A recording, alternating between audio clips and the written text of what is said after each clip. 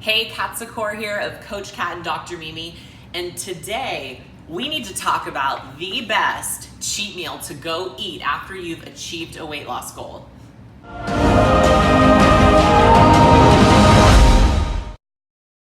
So this morning I hit a 5-pound weight loss milestone for myself. So I thought, all right, great, the number one cheat meal, let me go get it. You guys want to see what it is? This could be different person to person. You really want to see what it is? Happy Meal brings you back to when you were a kid.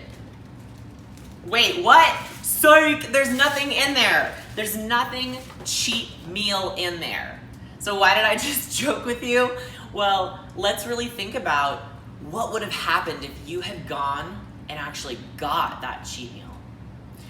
Maybe you got whatever this thing is called. Maybe you got a Happy Meal and it had fries, a burger, it had a small shake on the side, and you ate all of it. And it's 11 a.m. After eating all that, your stomach is just rebelling against you. You kind of feel sick and you're like, I don't know, it felt really good while I was doing it, but now I kind of feel gross and disgusting.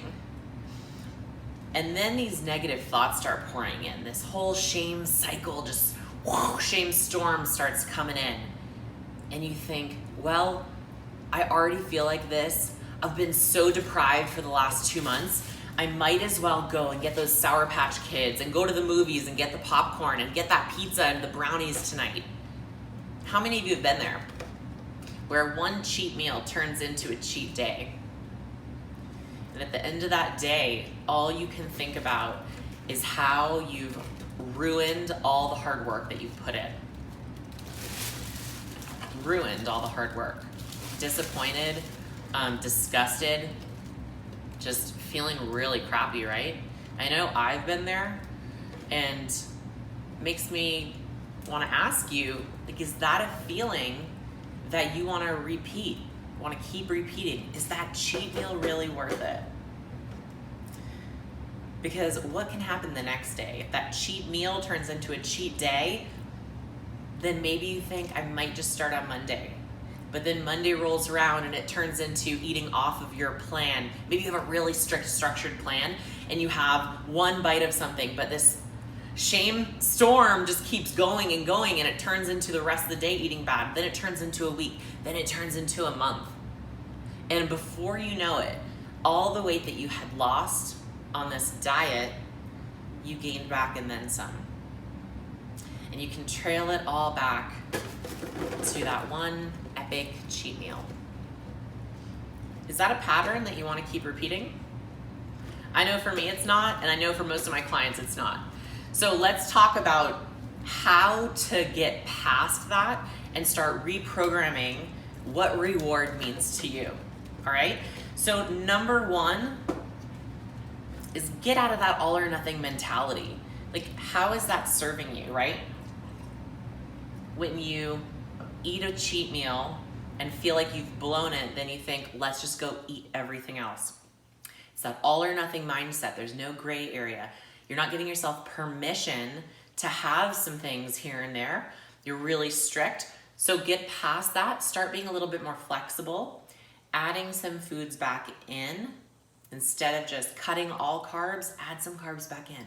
Get out of that all or nothing mentality, because has it served you to this point? If your answer is no, it's time to make some changes. Because this isn't a diet. I mean, it might be for you, but if you want long-term sustainable change, you're gonna have to change the patterns, you're gonna have to change some of the habits, and you're gonna have to change your nutritional strategy so that it supports you in the long run. Not just some 6-week thing that you do to lose a bunch of weight and hope that it stays off. Instead, create lifestyle changes that you can maintain forever.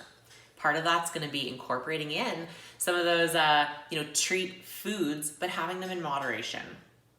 All right, so that's tip number one. Tip number two is get away from a food reward when you hit a milestone, and instead go to a non-food reward. So I have a couple examples here.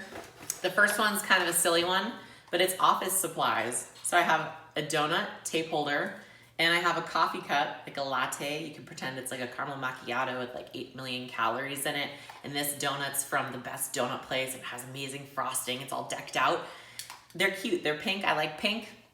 So these sit on my desk and they're kind of a fun, cute way to celebrate a weight loss goal. And they're cheap. They're from the dollar store. Don't tell anyone. So that could be an idea. A bunch of the ladies in our group, here's some examples of what they've used of non-food rewards. One will get a massage.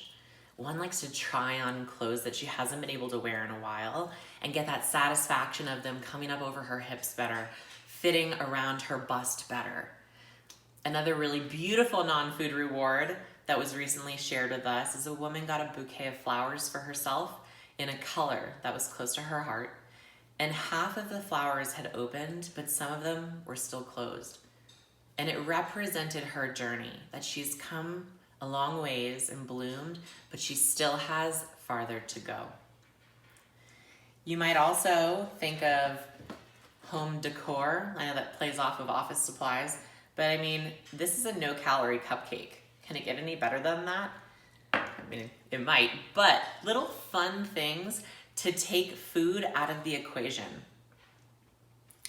Now, number 3 is a little bit sick. If you're already like, Kat, I don't know, I like my cheat days, you will not like this one.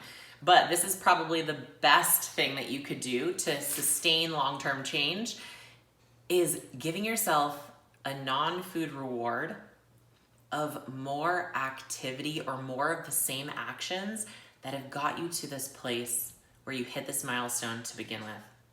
What I mean by that is maybe you decide to go and paddleboard for the day. Maybe you decide to take a one-on-one yoga class and invest in that one-on-one time with a person that's gonna help you improve your fitness level or your competency in yoga. Maybe you buy a new workout DVD set. Maybe you buy a new outfit, but that's not, I mean, that will help you in your pursuit forward.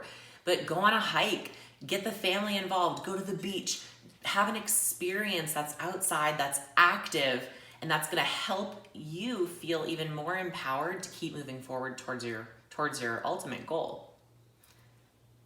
Now, I'd love to hear from you what your favorite non-food reward is. Maybe it's fitness focused, maybe it's something material, maybe it is just giving yourself time to meditate for 30 minutes. A little bit of space to really appreciate and acknowledge the hard work you've done to get to that milestone. So comment below if you'd like to share one of your non-food rewards. And if this video kind of hit home with you and you're ready to start adopting some new patterns and reprogramming your mind around what a reward is when you hit your weight loss milestones, like this video, make sure you subscribe to us on YouTube, and go do something fun next time you hit a weight loss goal.